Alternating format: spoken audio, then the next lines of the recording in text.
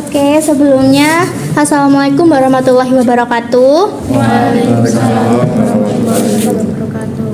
Jadi, saya merupakan bagian dari topik 5 yang akan saya bahas pada hari ini, yaitu pendidikan karakter anti perundungan.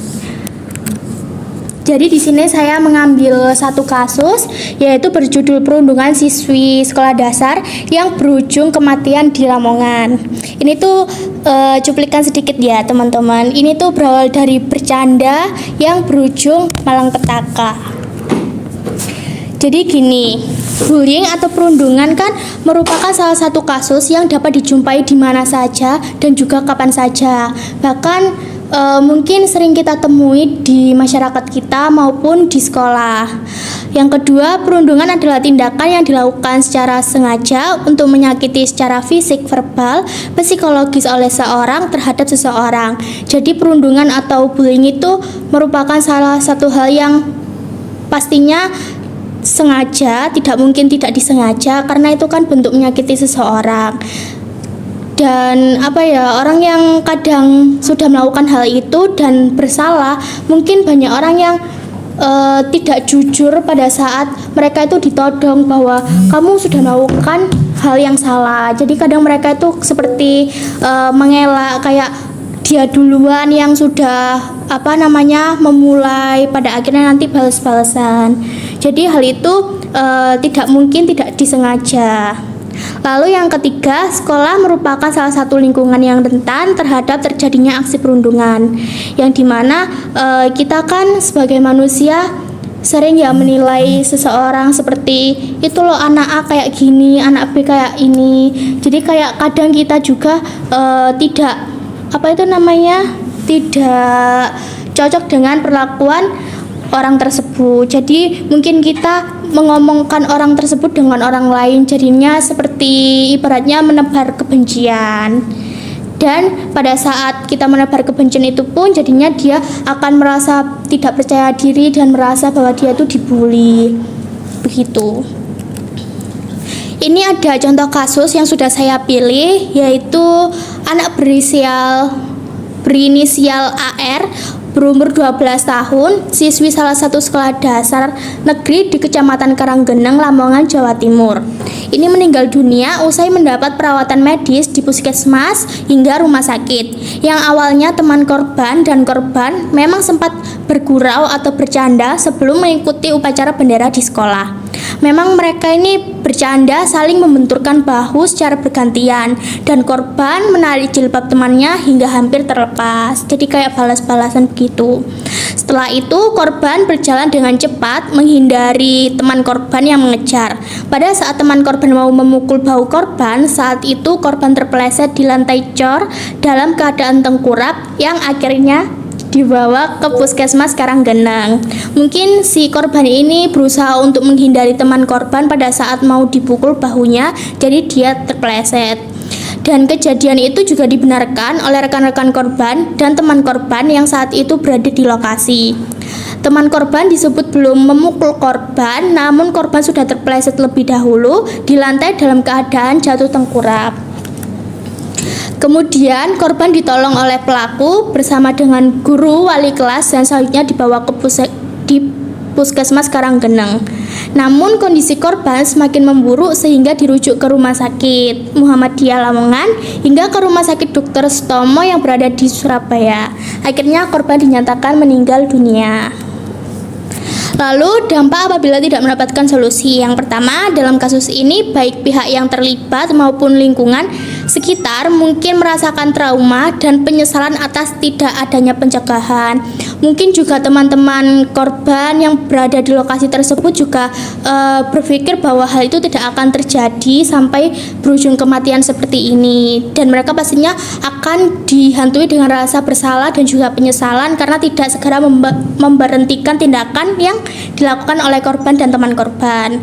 Lalu yang kedua, keluarga korban, rekan-rekan mereka atau seluruh warga sekolah bisa mengalami trauma jangka panjang termasuk kecemasan. Jadi mereka yang harusnya sekolah happy-happy bertemu teman itu malah jadinya kayak takut bahwa kasus ini tuh bakalan ada lagi. Lalu yang ketiga, lingkungan sekolah akan merasakan ketidaknyamanan. Nah, yang dimana sekolah kan merupakan tempat yang bisa dipercayakan oleh siswa, lalu tempat yang membuat siswa itu merasa menjadi nyaman. Tapi karena kasus ini, jadinya mereka merasakan ketidaknyamanan. Lalu solusi yang dapat ditawarkan, yang pertama, mengajarkan dalam konflik sesama siswa dengan cara yang sehat tanpa adanya kekerasan atau perundungan. Mungkin kalau semisal tidak bisa dibicarakan secara baik-baik, itu bisa kayak gak apa kita ngomong yang gak enak, kayak kamu tuh jangan kayak gitu atau bagaimanapun itu, yang penting agar perundungan yang terjadi itu tidak diteruskan kembali. Lalu yang kedua, lebih ditingkatkannya pengawasan lebih ketat di lingkungan sekolah seperti adanya CCTV.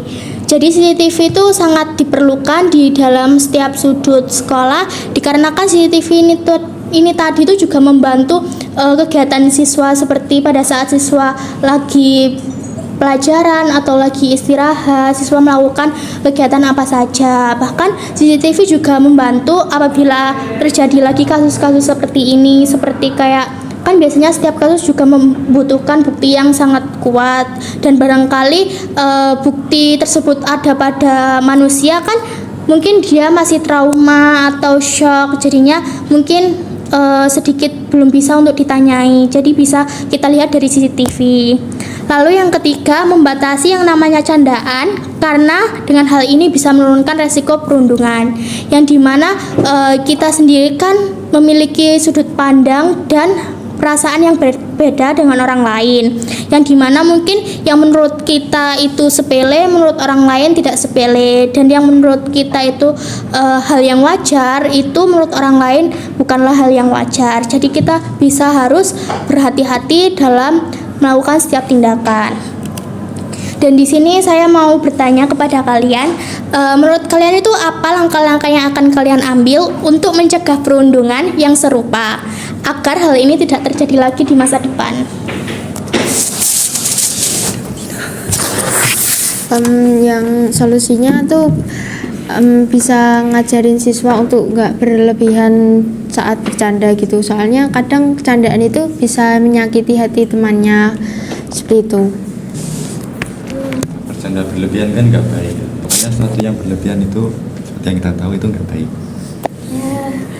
Ya, yang lainnya juga melatih rasa empati anak gitu. Kalau misalkan mereka memiliki rasa empati yang tinggi, itu mereka bisa membedakan oh ini kayaknya enggak, kalau misalkan dibuat bercandaan kayaknya kurang bagus deh, kurang ini kondisinya seperti ini, seperti itu. ya, setuju.